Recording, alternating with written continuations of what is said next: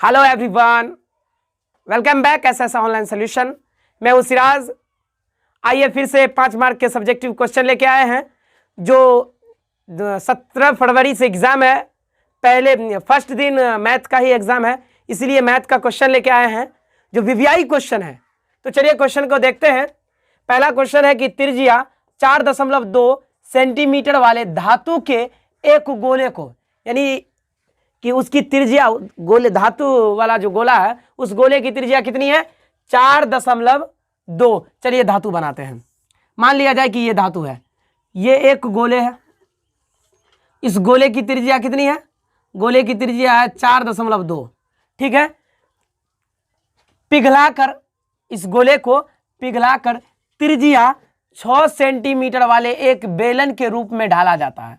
इस गोले को पिघलाकर 6 सेंटीमीटर वाले एक बेलन के रूप में ढाला जाता है। तो बेलन की ऊंचाई ज्ञात करने के लिए कहता है, मतलब इसको पिघला के क्या बनाया, इस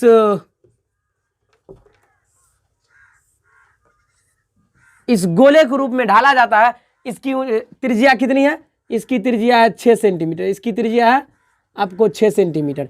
ठीक है, अब पूछ रहा है कि बताइए इसकी ऊंचाई कितनी है। क्या पूछ दिया? ऊंचाई कितनी है। तो अब क्या करेंगे भाई? तो जब भी कह दिया सवाल में, आप सबसे पहले देखिएगा पिघलाकर, आ गया पिघलाकर, आप डायरेक्ट दोनों के आयतन को क्या कर देना है? आपको बराबर कर देना। इसका भी आयतन और इसका भी आयतन, दोनों को बराबर कीजिए, आपका आंसर आ जाएगा। तो चलिए हम यहां क्या लिखेंगे? गोले की त्रिज्या, गोले की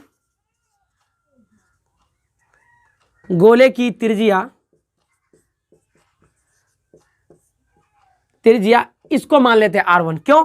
क्योंकि गोले की त्रिज्या भी देल है, अब बेलन की भी त्रिज्या देल है, तो इसको हम मान लेंगे R1 और इस त्रिज्या को क्या मान लेंगे? R2 मान लेंगे।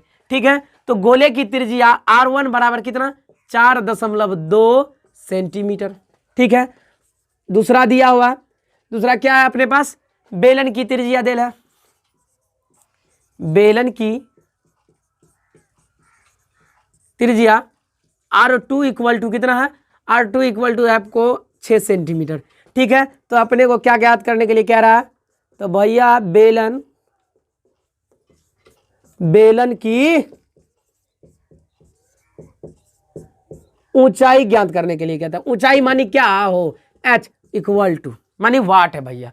तो कैसे ज्ञात करेंगे? हम बता दिए कि गोले का आयतन और बेलन की आयतन दोनों को क्या कर देंगे? हम बराबर कर लेंगे।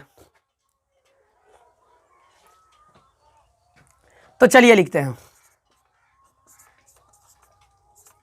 गोले का आयतन इक्वल टू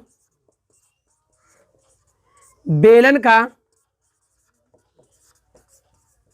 आयतन। बेलन का आयतन क्या होता है? बेलन का आयतन आप लोगों को मालूम होगा 4/3 पाई R1 के क्यूब इक्वल टू, इसका क्या हो जाएगा? पाई R2 स्क्वायर H। पाई से पाई खत्म, 4 तो 4 रहने दिया, अपोन में 3 है तो 3 रहने दिया, गुना R1 का वैल्यू कितना? R1 का वैल्यू है आपको 4.2, क्यूब है मतलब 3 बार लिखिए, 4.2 गुना 4.2। उसके बाद इक्वल टू, उसके बाद R2 का वैल्यू क्या है भैया? R2 का वैल्यू 6 है, मतलब 6 गुना में 6 गुना H का वैल्यू है कुछ नहीं तो H लिख दीजिए। ठीक है, तो चलिए सोल्यूशन करते हैं। ये इधर क्या चीज में 6 सब इधर गुना में इधर आएगा तो भाग में आएगा। लिखेंगे यहाँ क्या?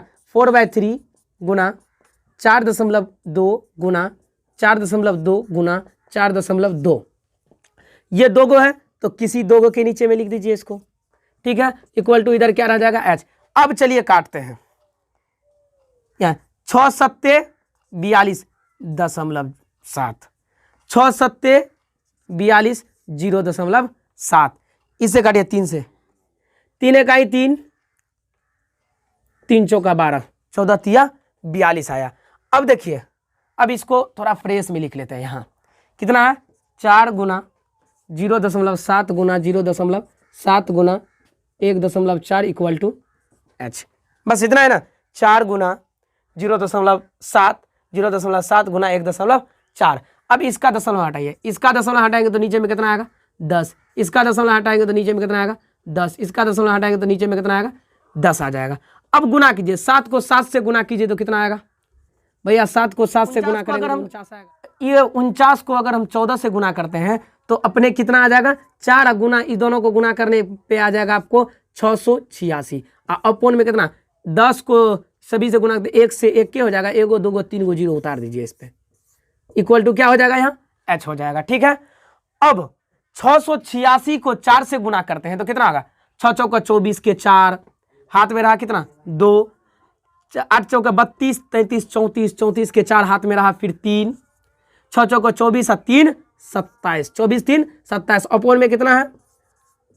1000 है, इक्वल टू क्या हो जाएगा यहाँ? h। अब देखिए, अब इसको जो सोल्यूशन करेंगे हम कैसे निकलेगा?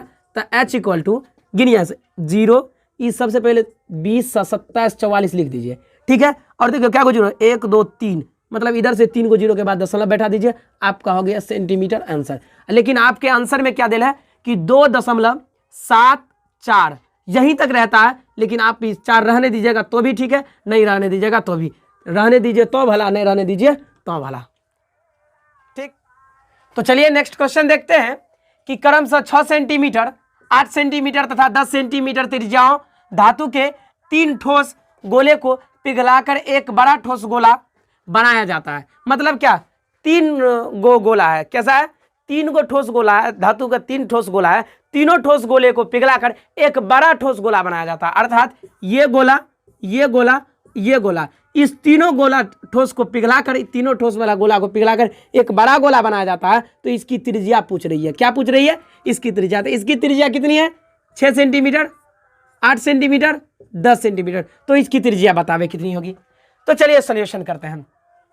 डायरेक्ट हम क्या बोले, यदि पिघलाने की बात किया जाए तो इसका आयतन, इसका आयतन, इसका आयतन, तीनों का आयतन जोड़ दीजिए और इसके आयतन के अकेले के बराबर हो जाएगा, क्योंकि इस तीनों को पिघलाकर ना एक बनाया जाता है, इसीलिए तीनों का आयतन मिला के इस अकेले के आयतन के बराबर हो जाएगा। तो लिखेंगे क्या?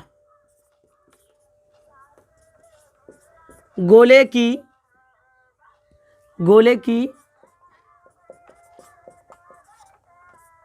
त्रिज्या, पहला गोले की त्रिज्या कितनी है?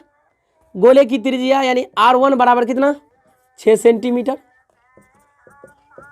R2 बराबर कितना? 8 सेंटीमीटर, R3 बराबर कितना? 10 सेंटीमीटर, R4 बराबर कितना भैया? तो वाट। यही तो हमको ज्ञात करना है। तो लिखेंगे क्या? गोले का आयतन, सभी गोले का आयतन को जोड़ दीजिए, मतलब ये गोले का आयतन प्लस में ये गोले का आयतन प्लस में ये गोले का आयतन बराबर उस गोले का आयतन। तो डायरेक्ट आप लगाइए सूत्र। अब कौन जाएगा उतना सूत्र लगाने के लिए? आप डायरेक्ट सोल्यूशन क्या कीजिएगा कि गोले का आयतन क्या होता है? 4/3 R1 cube pi plus 4/3 R2 cube pi plus 4/3 R3 cube, 4/3 R3 cube pi equal to 4/3 R4 cube pi. ठीक है, यहां भी 4/3 पाई, 4/3 पाई, 4/3 पाई, 4/3 पाई। तो चलिए पाई कॉमन लेते हैं, 4/3 पाई कॉमन ले लेंगे तो यहाँ क्या बच जाएगा? R1 cube plus R2 cube plus R3 cube equal to 4/3 pi R4 cube. ये पाई 4/3 पाया, 4/3 पाई से पाई, ये दोनों खत्म हो गया। 1 R1 कितना है? 6 का क्यूब कितना? 216 प्लस R2 का क्यूब 512 प्लस R3 का यानी 10 का क्यूब कितना? 1000 इक्वल टू इधर क्या हो जाएगा? R4 पे पावर 3। इस सभी को जोड़िएगा तो कितना हो जाएगा? 1728 4 क्यूब। ये इधर क्यूब है, इधर आएगा तो क्यूब रूट हो, यानी इधर क्यूब में है, इधर आ जाएगा तो रूट क्यूब हो जाएगा। क्या हो जाएगा? इधर रूट क्यूब। तो हम यहाँ क्या लिखेंगे? 4 इक्वल टू रूट क्यूब 1728। अब यहाँ इसका यानी कि 1728 का रूट क्यूब तोड़ेंगे तो कितना होगा? हो जाएगा आपको 12। क्या हो जाएगा? 12 centimetre answer. Thanks for watching, फिर मिलते हैं नेक्स्ट वीडियो में, तब तक के लिए थैंक्स फॉर वॉचिंग। चैनल पे पहली बार है तो प्लीज चैनल को सब्सक्राइब कर लीजिए और अपने दोस्तों में शेयर कर दीजिए। हाँ, साथ ही बेल आइकन को दबाना मत भूलिए, मैं वीडियो अपलोड करूं सबसे पहले नोटिफिकेशन आप तक पहुंचे। तब तक के लिए धन्यवाद, फिर मिलते हैं नेक्स्ट वीडियो में।